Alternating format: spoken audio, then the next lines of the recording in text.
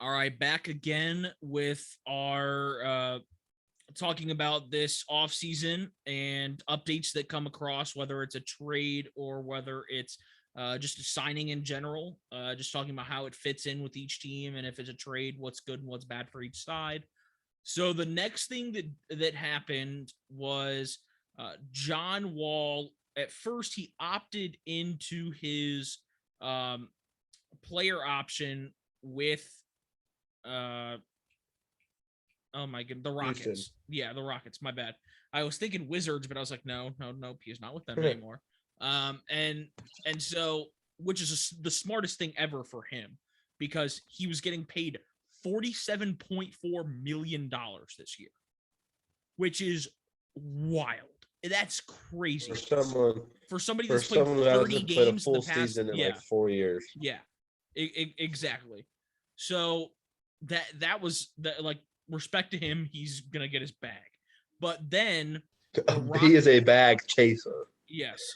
So what ended up happening is the Rockets and Wall's camp agreed on a buyout and shaved like $6.5 million off of it. Um, and then and so I think it hasn't become official yet that the buyout has happened, but he says once John Wall hits free agency, he is signing with the Los Angeles Clippers. So Trent, Yeah. what do you like the fit? Do you like how do you feel about Houston buying out John Wall? And what's in store for the both teams this season? Rockets buying out John Wall was, I think, just capped off.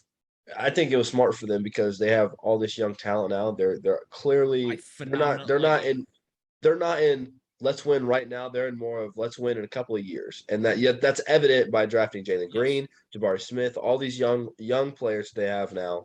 So John Wall being pushing 40, they're like, you know what? Let's buy him out, and he can go wherever he wants. We don't have to deal with his contract anymore because we paid it all, and Yes. he's out of here. I And love it. for Houston, it's great, and for John Yeah. Wall, it's great. He's getting it back for Yes. nothing. He don't have to play a game. Like, obviously I don't love that Houston has to pay that amount of money in the first place, but back when John Wall had signed the contract like that, he was hooping. He He was decent in Houston. He yes. was. Yeah, and well he was playing phenomenally back in Washington. The last time we saw him play a full season, he was one of the best guards in the league. Yeah, he always was. He was always a good defender, and he was good. He was so fast. Like he was good offensively. Six Um, four from Kentucky. John Wall. John Wall, dude, Yeah. John Wall. Yeah. All right, here's You know all about that, BBN. UK. All All right, right. here's my thing. If we look at the Clippers rock timeout, if we look at the Clippers roster, and we look at it, at their roster, they have on paper they have a phenomenal roster. John Wall, Norman Powell, Paul George, Kawhi Leonard, Zubac, Marcus Morris. They got Reggie Jackson. They got Terrence Mann. Like their roster is deep, deep. Yes. Here's my thing. Their starting five, if this happens, John Wall, Norman Powell, Paul George, Kawhi, Zubac.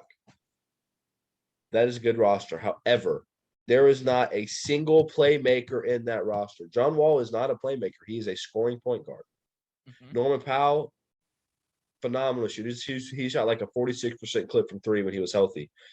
Obviously, Paul George, Kawhi Leonard, perennial scorers. And then you got Zubac, who he'll get you a solid 10 and 12, 10 points, 12 rebounds, and he'll get you cool 2 blocks a game. But then even off the bench, Reggie Jackson is a scorer. Score. Yeah. Terrence Mann is a scorer. Like this team is going to try to put up points. They might average 7 assists a game, but I think with this roster now, like I said, we haven't got a huge sample from John Wall recently, but for what we saw in Houston in his last full season, dude still got it. So if John Wall can come back half the player he was, that team is going to be a problem. That team is. I think that team, if John Wall plays anything above half of what he was before he got injured, before all the drama and stuff like that, if he plays half that, the Clippers are the favorite out of the West next year. See, it's not ridiculous to say that. It's not ridiculous. It's not ridiculous. And that roster on paper, that team is going to put up close to 200 points a game. Like, obviously I'm stretching a little bit, but like, come on. John Wall healthy was prime John Wall averaged about 23, 24 a game. Yeah. Paul George averaged about 25 a game. Kawhi, 25 a game. Norman Powell was like 16, 17. Reggie Jackson last year was like 18 points a game. Yeah. Like, because when everyone was hurt and he was the number one option, dude was hooping. Yeah. Like, that team is looking to put up points. And don't sleep on their defense. Paul George, Kawhi are two of the best wing defenders in the NBA. Yeah. I was gonna say that. Now, like you addressed the biggest issue with playmaking. So it's gonna be interesting. Are they gonna bring in a veteran guy, like make a trade to bring in a true point guard? I don't think they need to. Because here's the thing. The Celtics went to the finals without a point guard on the roster. Yeah, but they lost. But they went to the finals. That is my thing. Okay. I promise you right now. Now, the biggest kickers are, will PG, John Wall, and Kawhi stay healthy? Because we don't know. We have no clue. We don't know. I mean, Paul George was healthy at the end of the season, but he caught COVID, so they missed out on the playoffs, which sucks. But now Paul George is healthy. He was playing at the end of the season. He's healthy. Kawhi missed the whole season. He should be healthy. It was just a partial ACL tear. Dang, speak English. Partial ACL tear. He should be fine. Now, they'll probably do the whole rest thing, but with their roster, they can afford to do that. He can rest if he wants to. Very, very deep. Yes.